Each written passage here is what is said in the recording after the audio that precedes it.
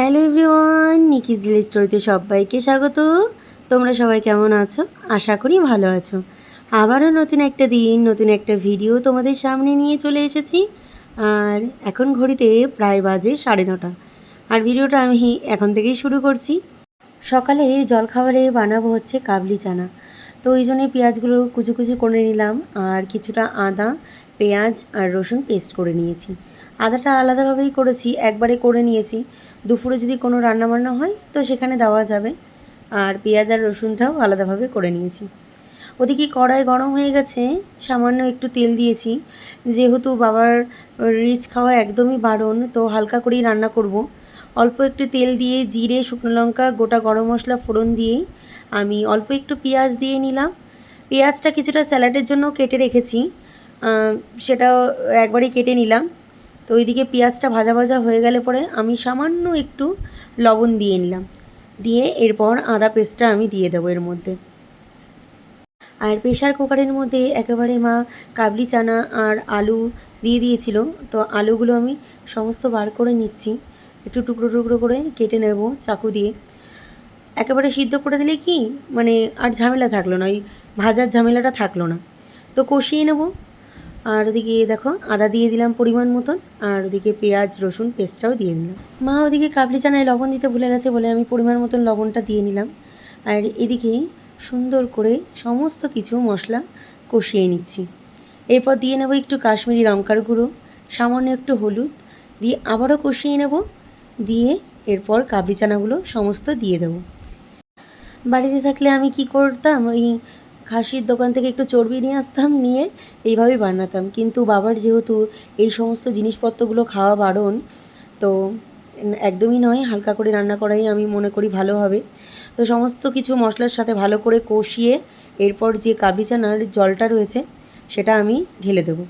আর সামান্য একটু তড়কা মশলা দিলাম, মা বললো একটু তড়কা মশলা দিলে খাওয়ার টেস্টটা নাকি ভালো লাগে খেতে। তো এই দেখো মশলা দিয়ে ভালো করে কষিয়ে আমি কাবলি চানা সেদ্ধ জলটা দিয়ে দিলাম এর মধ্যে। দিয়ে একটু সামান্য ফোটাবো, ফুটিয়ে আমি নামিয়ে নেব। আর ওদিকে ফুটছে কাবলি চানাটা, তার মধ্যে আমি যেহেতু আজকে পুঁই শাক রান্না হবে, তো পুঁই শাকটা একটা সিটি মেরে নিলাম। ওই ডাঁটাগুলো সিদ্ধ হতে কড়াইতে একটু টাইম নেয়, আর যদি একটা সিটি মেরে নিই খুব তাড়াতাড়ি হয়ে যায়।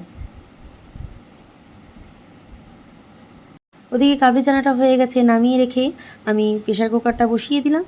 আর কাবলি চানাটা দেখতে কেমন হয়েছে অবশ্যই কমেন্ট করে জানিও, একদম হালকা ফুলকা।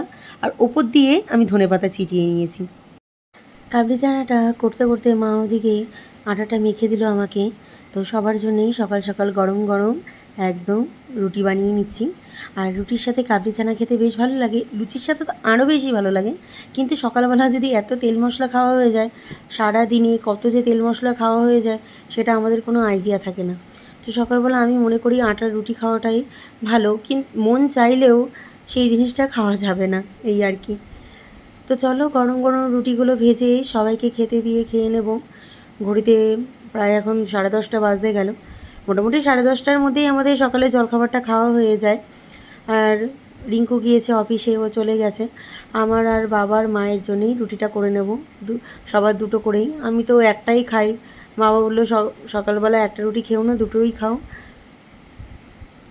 তো চলো সকাল সকাল গরম গরম রুটিগুলো ভেজে নিই, পরে সারাদিন কী করছি না করছি সঙ্গে থেকেও দেখতে পারবে।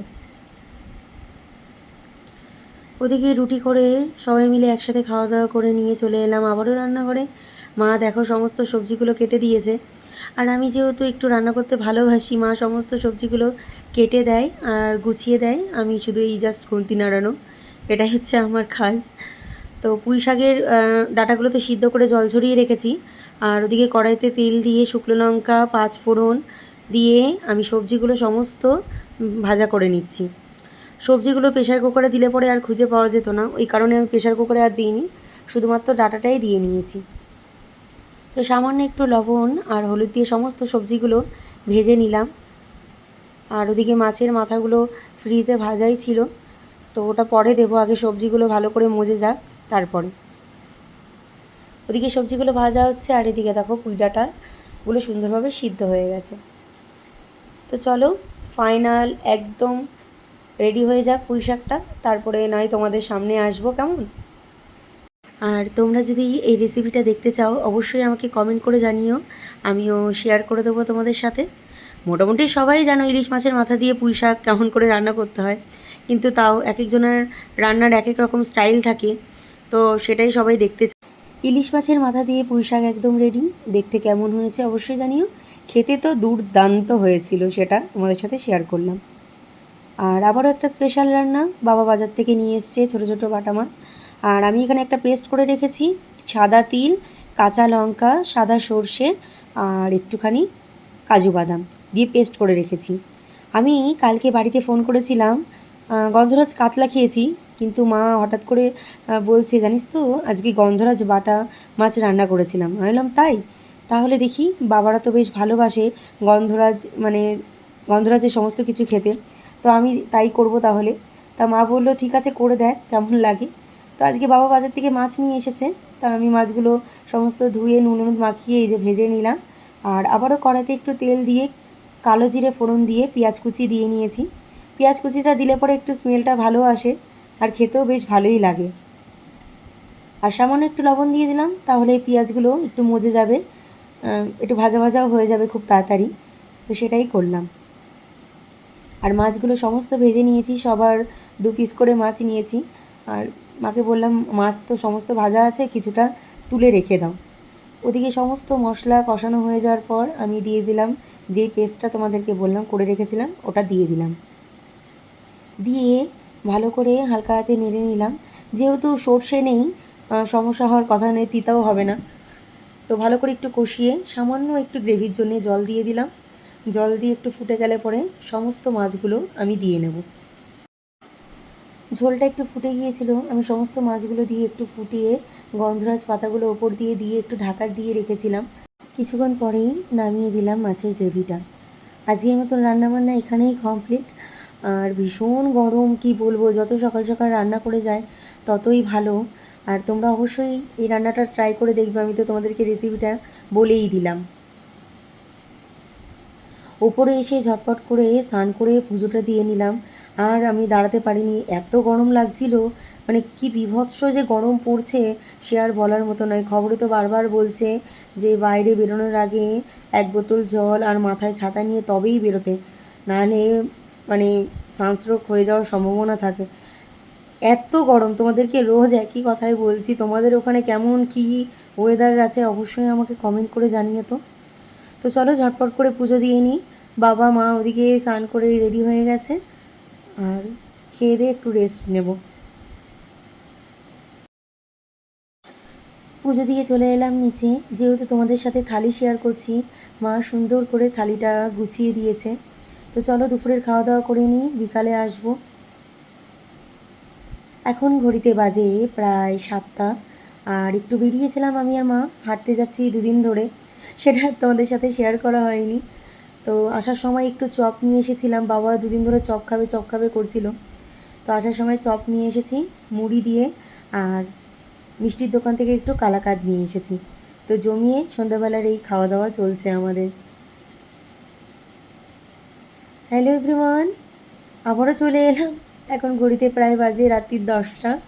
আর একেবারে আবারও রান্নাঘরে চলে এলাম। একটু ডিম অমলেট করব, রাতের বেলা ডিম অমলেট আর ডাল দিয়ে আলু সিদ্ধ দিয়ে খাবো। গরমের মধ্যে না সেরকম কিছু ভালোও লাগছে না খেতে, একটু হালকা খাবার দাবার খেতেই বেশি ভালো লাগছে। তা আমি আর বোন, বাবা মারা আর কিছু খাবে না, ওই চপ মুড়ি খেয়েছে বলে আর কিছুই খাবে না। তো আমি আর বোন বললাম একটু ভাত না খেলে, আমার তো ভাত না খেলে একদমই ঘুম আসে না, এটা খুব বাজে একটা অভ্যেস। তো ফ্রিজে কিছুটা ভাত ছিল সেটা বার করে নিলাম, আর একটু প্রেশার কুকারে আলু সিদ্ধ করে নিলাম, এই যে ডিম অমলেট করে নিলাম। এই তো রাতের খাওয়া দাওয়া, ডাল ভাত আলু সেদ্ধ আর ডিম অমলেট। মাঝে মাঝে এই খাবারটাই যেন অমৃত লাগে সব কিছুর বাইরে। তো চলো রাতের খাওয়া দাওয়া করে নিই। ঘড়িতে দেখতেই পাচ্ছ এখন প্রায় 11:15 বাজতে গেল। তো আজকের মতন ভিডিওটা এখানেই শেষ করছি। ভালো লাগলে লাইক কমেন্ট শেয়ার করবে, চ্যানেলটির পাশে থাকার জন্য অবশ্যই চ্যানেলটিকে সাবস্ক্রাইব করবে। আগামীকাল নতুন একটি ভিডিও নিয়ে চলে আসব। ততক্ষণ তোমরা সুস্থ থেকো, ভালো থেকো, টাটা।